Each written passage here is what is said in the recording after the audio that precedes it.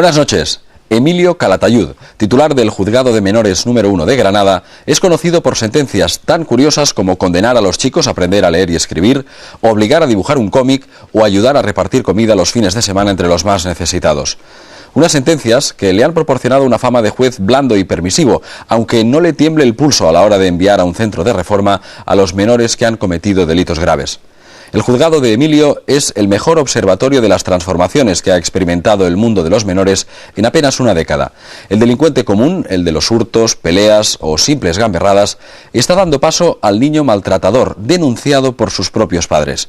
Los chavales de los barrios marginales y familias desestructuradas van dejando el banquillo de los acusados libre para que en él se sienten los hijos de familias de clase media y alta. Línea 900 ha sido durante una semana la sombra de este magistrado peculiar que aplica la justicia a los menores, apurando todas las posibilidades que permite la ley, con rigor, pero también con complacencia. Como todas las mañanas, antes de ir a trabajar, lleva a su hija al instituto, se hace unos cuantos largos de piscina y luego se acerca al juzgado en moto. Este es mi vehículo. ¿Siempre vienes en moto? Siempre. Vamos. Venga, vamos. Es Emilio Calatayud, titular del Juzgado de Menores número 1 de Granada, el juez de las sentencias ejemplares. Emilio lleva 19 años al frente de este juzgado, al que accede siempre por el despacho donde trabajan los funcionarios. ¿Qué? Ay, con mucho papel, mucho papel. Los martes es el día señalado para realizar las vistas. Serán más de 20, como casi todas las semanas. En la víspera, el juez Calatayud aprovecha para ir adelantando las sentencias que ya tienen conformidad y repasar con los funcionarios los casos previstos. 24 no tenemos. No, te digo 20, hay que mirar la fecha. Tenemos amenazas, lesiones, robo con fuerza, robo o violencia, lesiones imprudentes, obstrucción a la justicia. Serán en total 23 juicios por delitos cometidos por menores de entre los 14 y 18 años. Maltrato familiar. Las vistas se celebran en una sala vedada en ese momento por la Fiscalía a los medios de comunicación y que reúne unas características especiales. Juez, secretario, fiscal. Y si hay acusación, acusación y defensa. Equipo técnico, psicólogo, educador y trabajador social. Representante de la comunidad autónoma. Y equipo de medio abierto. Policía y menores. Y los padres del menor.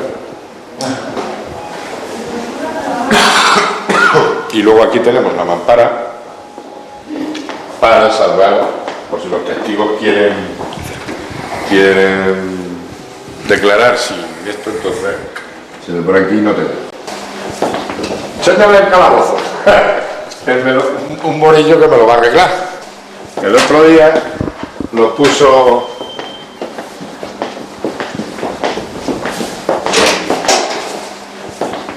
Mira cómo lo puso. Este es el calabozo.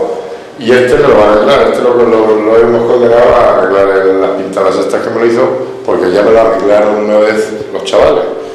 Una condena típica de este juez atípico al que a pesar de todo respetan y admiran en Granada, la ciudad que le atrapó para siempre a pesar de nacer en Ciudad Real hace 52 años. La Feria del Corpus, que es la Feria de Granada, hacen 10 o 15, esto se llaman carocas, que son las noticias anuales de la provincia o de. Entonces, pues cuando estaba la 92 con la 92, pues tal. Y ese año sacaron esto, que fue a raíz de la sentencia aquella de condenar al chaval a aprender a leer y escribir. Sentencia que le hizo famoso como juez, aunque su carrera profesional estuviera en un principio encaminada a ejercer de abogado, como su padre. El primer tío que defendí me lo condenaron. No se le ocurrió otra cosa que robarle la moto al hijo del presidente de la audiencia de Merchet, total, que me lo condenaron. Joder. El azar quiso que se convirtiera en juez y sacara plaza en Granada en 1984, a pesar de que los pronósticos sobre su futuro no fueran nada halagüeños. Porque Emilio Calatayud, ironías del destino, fue un chaval un poco difícil. Yo era muy tímido para los estudios.